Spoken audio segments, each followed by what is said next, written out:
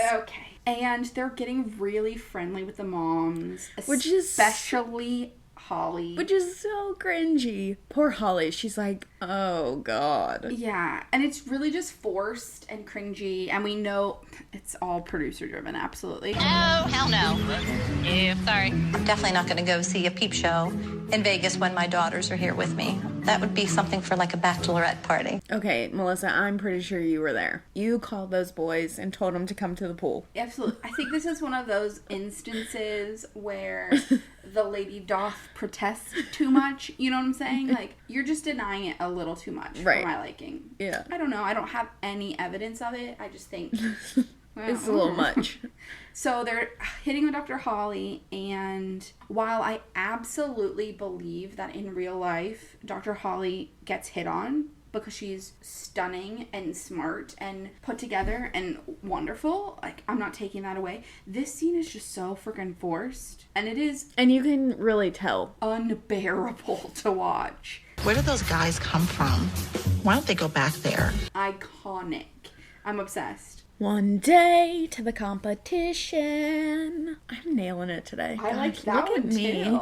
Brooke solo rehearsal for Metamorphosis. Here we are. She's doing some tricks. We see Brooke start to grab her shoulder. It's clear she's in some pain. You know, shoulders popping out a little bit. Yeah. That hurts. And Gianna's really just telling her she's got to get it back in there. Not performing is not an option for me. So I have to say to that, it's really sad that your teacher is telling you that you have to suck it up. Yeah. Ma'am, this is an extracurricular activity. It is not something that she's being paid to do at this point. I don't know if you've watched like Brooke's YouTube videos recently, but she made a YouTube video about her shoulder. Mm-hmm. And how messed up it is because of this. Yeah. I don't like that. I mean, with Brooke, we see this a lot with her hip problems, her shoulder. We'll see it, you know, throughout. That's like a common theme because she's doing acro, which is really hard on your body, and you're more likely, because of all the tricks that you have to hold and try and pull, you're probably more likely going to hurt yourself. When we're recording this, it's August of 2021, and the 2020 Olympics have just happened. Simone Biles pulled out of the team all-around finals for gymnastics.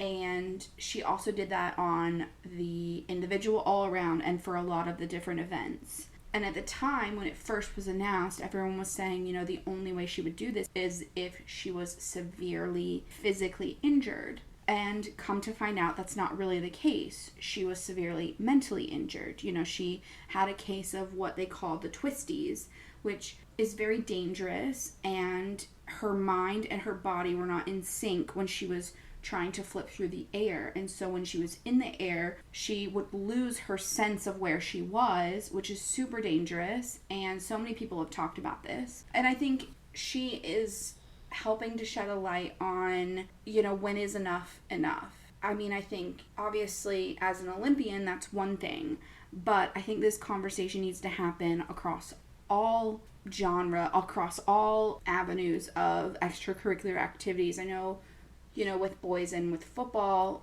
they get concussions and then the next day they're back out there. Right. Well, yeah. That's really dangerous.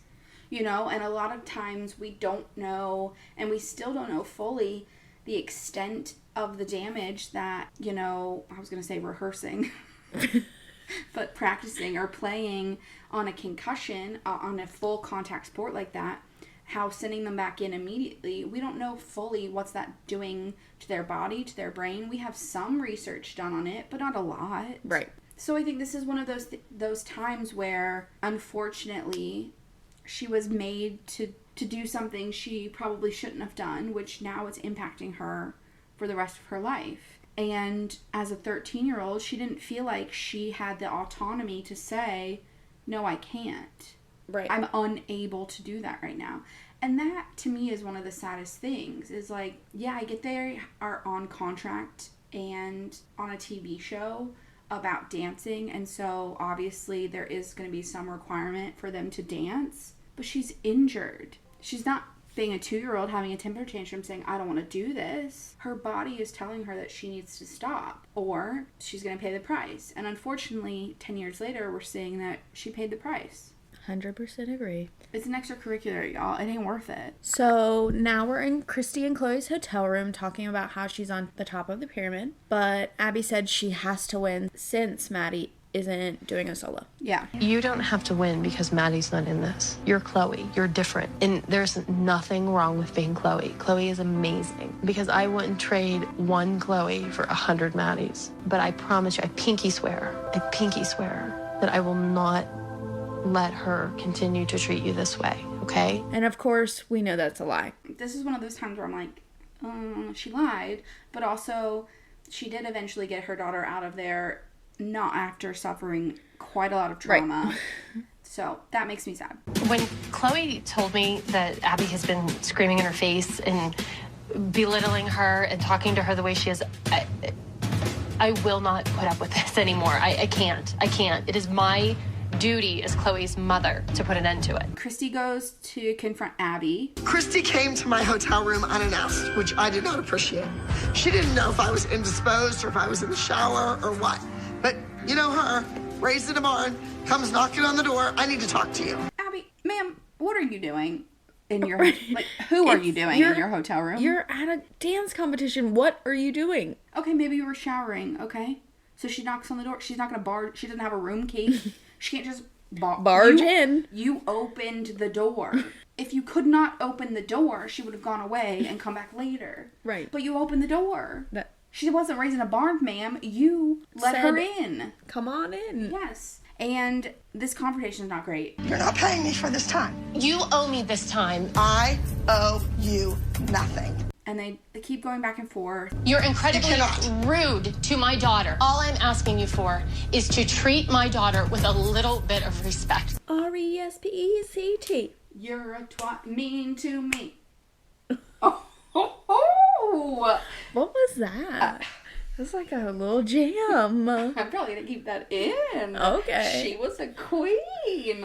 Okay. I do every single time. When you are in the picture, your child looks at you. Because she's afraid of you. You ask her a question, she goes like this. It's like she's competing with you and me and you and me and you and me. When she's there with me all day, she's loving at that studio. You have a problem with your kid. Get some help. Oh, Abby. You do. You who live in glass houses shouldn't throw stones. I'll throw whatever the hell I want to throw. You know why? Because I am responsible for Chloe's success. She is a beautiful dancer. She's a great kid. But she looks with you with one eye, like this, scared to death to fail. Oh my God, all she does is fail. All you do is set her up to fail. She's holding 2 national titles. You went backstage before something and said, be like Maddie. Who does that to a kid? Deny it all you want. Deny it all. Why wouldn't you want to be like Maddie? I want to be like Maddie. Because Chloe doesn't need to be like Maddie. Chloe is Chloe, and that is good enough. For who? For her. Not for you. Yes, it is. Then why are you so jealous of an 8-year-old? Oh my God. You should love her unconditionally. I do. Abby, don't you dare question my parenting. I do. The bottom line is, I would really appreciate it if you could just be a little bit kinder to my daughter. That's the bottom line. So, Chloe's at the top of the pyramid this week, and what are your expectations for her? I expect her to win, hands down. I expect people to be talking about Chloe.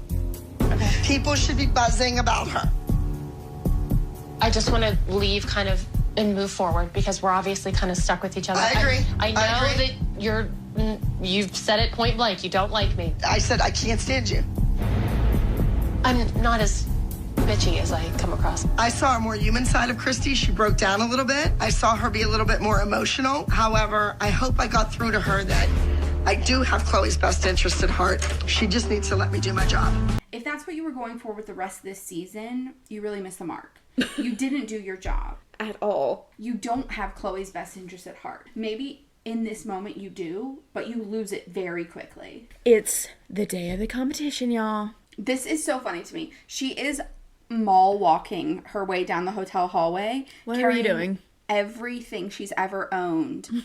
Literally looking like she's about to shit a brick. You know the speed walking?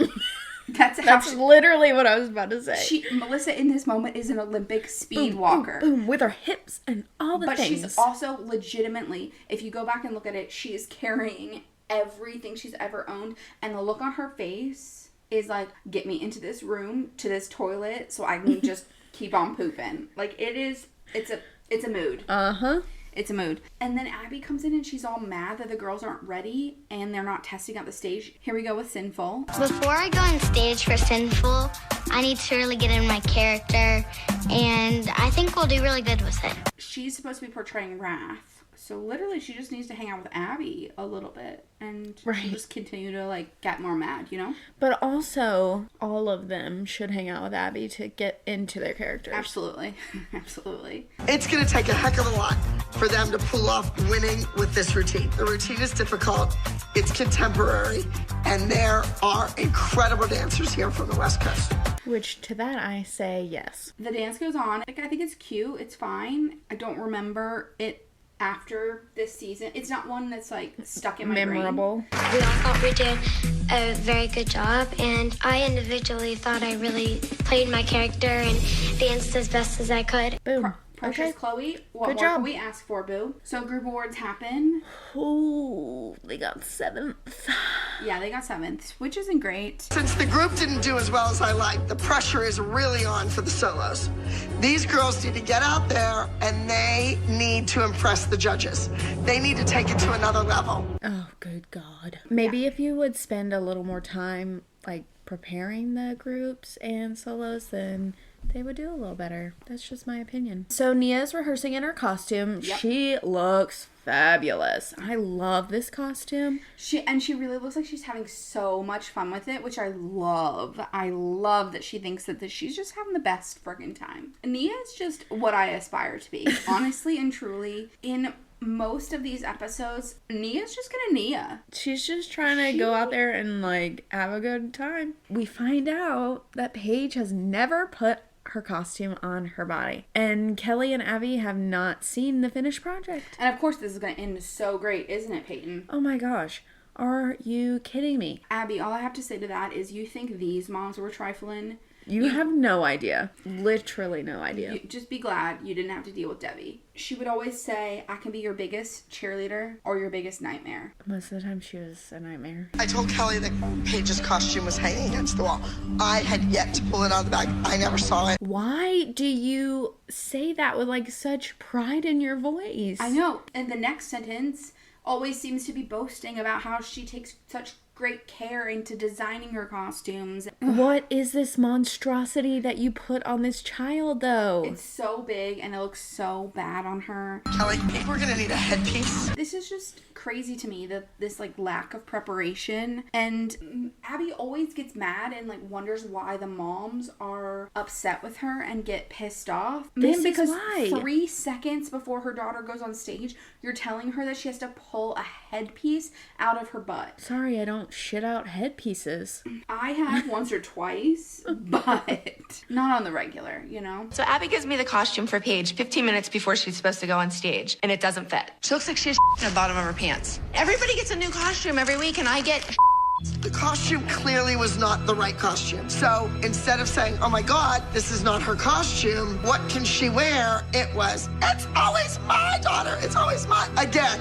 the victim. But Abby, your part of the deal is that you provide the costume. That fits the child. You have measurements for these children all year. They don't change. Sure, some of the sizings may change for different costume brands, but they should be close enough that they are not obviously humongous. But of course, what she's going to do is she's going to deflect and say, you know, well, instead of taking this negative and turning it into, oh, wait, how can we fix this? It's always, poor me, poor me. I get that to an extent, but like, you're falling down on the job, Abby. You're not following through with your part of the bargain. So I would be mad too. Absolutely. We don't even have a black chair.